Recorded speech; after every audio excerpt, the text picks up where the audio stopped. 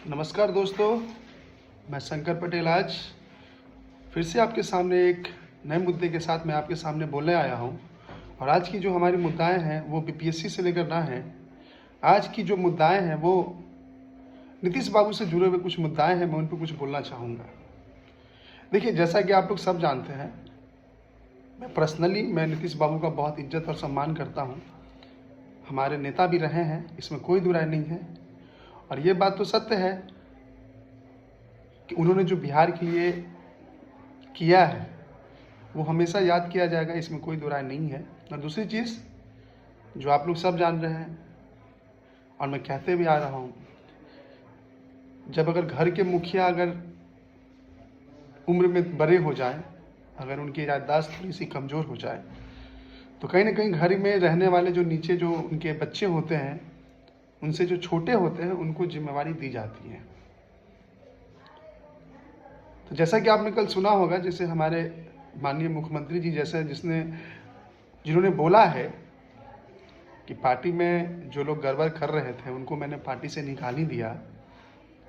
अब ना जाने वो किसको बोल रहे थे, मैं तो ये नहीं बोलूँगा, लेकिन मैं एक चीज़, मैं आपको वो चीज़ याद दिलाना चाहूँगा।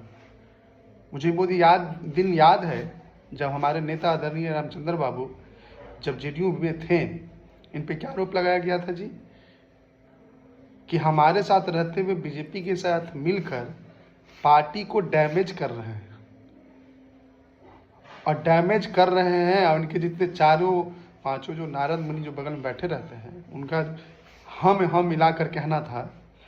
और जिस तरह से फिर पार्टी में हमारे नेता को जिस तरह से आरोप लगाया गया, जिस तरह से उनके साथ जो भी चीज़ किया गया, वो सारा दुनिया जग जाहिर है। देखिए, ये उद्देश्य क्या था, ये किसी पे एलिगेशन लगाते हैं और फट से पलटी मार देते हैं, यानी किसी न किसी के कंधे पे बंदूक रख के खेल जाते हैं। क्या कहते थे उस दिन, आपको याद होगा, कि हमारे पार्टी में रहते हुए दूसरे पार्टी के साथ बीजेपी के साथ मिल गए हैं, उनके साथ ये कर रहे हैं, वो कर रहे हैं। अच्छा, एक बात बताइए, आज हमारे नेता उस पार्टी से निकल गए, लेकिन आपके जितने नेता थे सब जाके बीजेपी में सट गए। तो उस वक्त आरोप लग रहे थे कि हम बीजेपी के साथ मिले हुए हैं, उस वक्त हमारे नेता गलत थे। और आज आपके जितने भी मंत्री हैं या आप ही जो हैं, वो क्या कर रहे हैं, वो सही है। आप भी तो जाके भाई सरनम गच्छामी हो गए बीजेपी में। तो हमारे नेता उस दिन भी सही थे और आज भी सही हैं। और जैसा कि मैं बार बार बोल रहा हूँ, नीतीश बाबू जिस तरह की बयानबाजी कर रहे हैं ना, कि वो ऐसा करता है, वो ऐसा करता है, याद रखिएगा, कोई कुछ नहीं बोलता है। ये जो भी बोलना होता है, ये नीतीश बाबू की पर्सनल स्टेटमेंट होती है। और जिनका शुरू से आदत है ना, जॉर्ज बाबू से लेकर वर्तमान तक देख लीजिए, किसी दूसरे के कंधे पर रखकर गोली चलाने की जो आदत हो गई है इनकी, अब ये शायद पुराना हो गया है। अब उनको कोई नया शस्त्र अपनाना चाहिए। जो लोग नहीं जानते हो, ये लोग अब जान चुके हैं कि ये जो भी बयान देते हैं, ये सोच समझ कर देते हैं। जो भी करते हैं, इनका सोचा समझा साजिश होता है।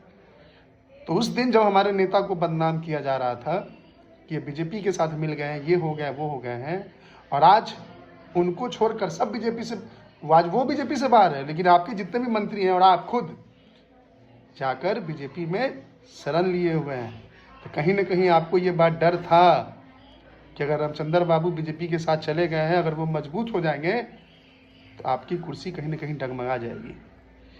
यही डर आपको सता रहा था उस दिन, जिस वजह से आपने रामचंद्र बाबू को उस तरह से बयानबाजी कर जिस तरह से आपने तीखे तीखे बयान दिए थे ना, वो भी दिन भी बिहार की जनता जानती है। और आज मैं फिर कह रहा हूँ कि शुरू से लेकर आज तक आपने आरसीपी बाबू जी के लिए जो भी बयानबाजी की है, वो सारा गलत है और सारा निराधार है। उसमें कहीं कोई दो राय नहीं है कि आप जो भी करते हैं, हमेशा शुरू से ही दूसरे के कंधों पे बंदूक रख के चलाने का काम करते हैं। तो बाकी जनता देख रही है। अगर आपको ये वीडियो पसंद आए तो जरूर उन नेता तक पहुंचाइएगा जो नेता कहा करते थे कि बीजेपी के साथ जाके मिल गए हैं और उनके साथ मिलकर एनडीए और जेडीयू को कमज़ोर करना चाह रहे हैं। आज उनके मिलने से आज एनडीए मजबूत हो रहा है। और जब हमारे रामचंद्र बाबू जब बीजेपी से मिले हुए थे, तो उस वक्त जेडीयू कमज़ोर हो रहा था। ये सरासर सी बात है कि कमज़ोर कोई नहीं हो रहा था, रामचंद्र बाबू से डर लग रहा था कि कहीं उनकी राजनीतिक कैरियर ख़त्म ना हो जाए। वक्त आने दीजिए, धीरे धीरे जितने भी जवाब है सारे आपके सवाल के जवाब मिल जाएंगे आपको। वो भी वक्त आएगा जब बिहार की जनता आपको सही चीज़ समझाने में, वो तो वक्त बताएगी, वो तो देखने की चीज़ है। अब बाकी तो बिहार की जनता के साथ आप क्या कर रहे हैं, प्रशासन की क्या हालात है, बच्चों के साथ आप क्या कर रहे हैं, कुछ छिपा हुआ नहीं है। मैं इन्हीं चंद शब्दों के साथ अपनी वाणी को विराम देता हूँ। बहुत बहुत धन्यवाद।